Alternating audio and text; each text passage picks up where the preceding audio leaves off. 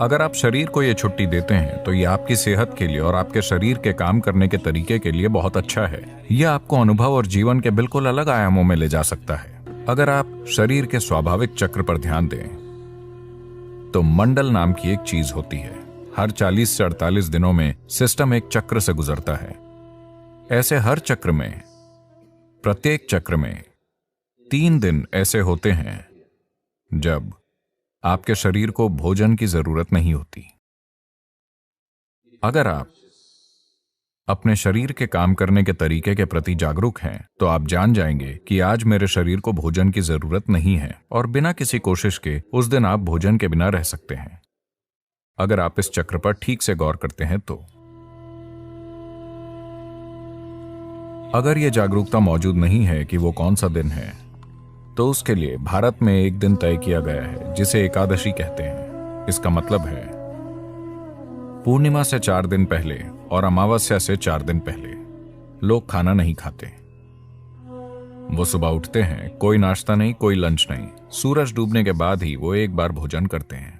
इसका उद्देश्य है सिस्टम को अपना तालमेल ठीक करने की अनुमति देना। अगर आप ये छुट्टी देते हैं तो यह आपकी सेहत के लिए और आपके शरीर के काम करने के तरीके के लिए बहुत अच्छा होगा, क्योंकि खुद को ठीक करने के लिए सिस्टम को वो समय चाहिए। हर दिन भोजन, ये शरीर के लिए बहुत मेहनत का काम है। इसे थोड़ी छुट्टी दीजिए।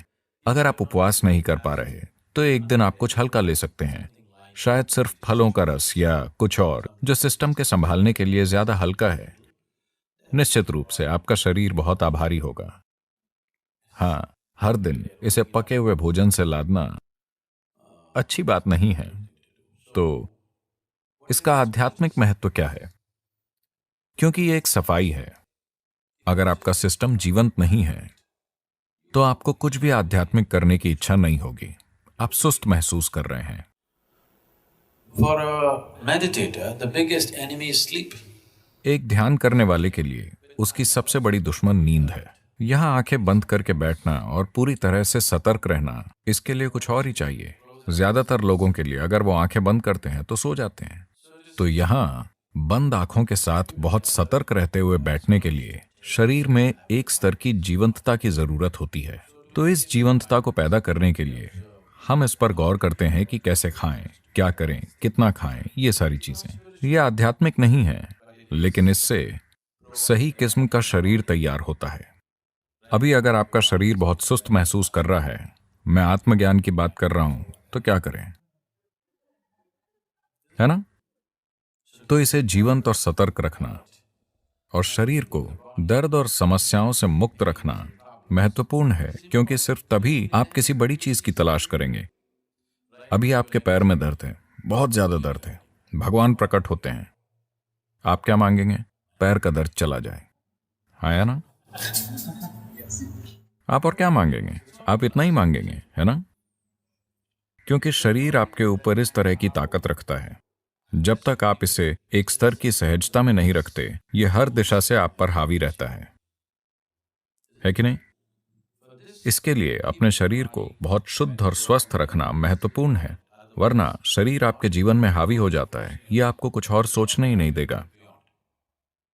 अभी अगर आपके शरीर में कहीं वाकई दर्द शुरू हो जाए, बस आपकी छोटी उंगली में वाकई बुरी तरह से दर्द शुरू हो जाए, आपकी किसी भी चीज में रुचि नहीं है, न भगवान में, न आत्मज्ञान में, न ध्यान में, कुछ भी नहीं, आपकी रुचि सिर्फ इसी में है कि नहीं? तो इसमें उस तरह की ताकत है, तो आपको इसे खुश रखना होगा। सिर्फ तभी ये आपको कुछ और करने देगा, वरना ये आपको कुछ नहीं करने देगा। तो उस संदर्भ में बीच बीच में उपवास रखना, शरीर को छुट्टी देना ताकि वो खुद को ठीक कर सके, अपनी जीवंतता वापस ला सके, ना कि भोजन के साथ सुस्त बन जाए, ये महत्वपूर्ण है। उपवास करने के बजाय अगर आप बस एक भोजन और अगले भोजन के बीच पर्याप्त अंतराल रखते हैं, अगर मैं ये कहता हूं तो आप योग छोड़ देंगे। एक भोजन और अगले भोजन के बीच 8 घंटे का ब्रेक होना चाहिए हमेशा। अगर आपके लिए 8 घंटे संभव नहीं है तो कम से कम 5 घंटे का ब्रेक जरूरी है। खाने से पहले आपको एक स्तर की भूख महसूस होनी चाहिए। भूख लगने से पहले अगर आप सिस्टम में भोजन डालते हैं तो सिस्टम सुस्त बन जाएगा, यह जीवंतता को नहीं जानेगा। जब मैं कहता हूं जीवंतता, तो मैं बस आपके अभी जागे हुए होने की बात नहीं कर रहा हूं। हम में से हर कोई अभी जीवंतता के एक ही स्तर पर नहीं है। हम एक ही तरह का खाना खा रहे हैं, एक ही हवा में सांस ले रहे हैं, एक ही जगह पर हैं, लेकिन हमारे अनुभव का स्तर एक जैसा नहीं है। इस पल मैं अपने भीतर जैसा हूं, उसे मैं दुनिया की किसी भी चीज के साथ नहीं बदलूंगा। अगर आप मुझे पूरी दुनिया दे दें तो भी मैं सौदा नहीं करूंगा, क्योंकि ये उससे बहुत बड़ा है और ये हर किसी के लिए संभव है। ये सिर्फ इसलिए नहीं हुआ है क्योंकि जरूरी ध्यान और सिस्टम के साथ जो किया जाना चाहिए वो नहीं किया गया।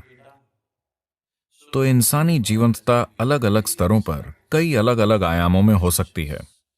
यह आपको अनुभव और जीने के बिल्कुल अलग आयामों तक ले जा सकती है। तो शरीर को अच्छी तरह से रखना एक बुनियादी जरूरत है। आपको एक महान एथलीट या ऐसा कुछ होने की जरूरत नहीं है, लेकिन इसे बस सहज रखना, ताकि अगर आप यहां बैठते हैं तो आपको हर समय हिलना डुलना ना पड़े। अगर आप यहां बैठें तो अगले कुछ घंटों तक आप बस यूं ही बैठ सकें, एक फटते हुए ब्लैडर या भूख से तड़पते पेट या यहां वहां होते दर्द से परेशान हुए बिना। अगर आप यहां बैठें तो आप आराम से हों। बस इतनी सहजता शरीर में आनी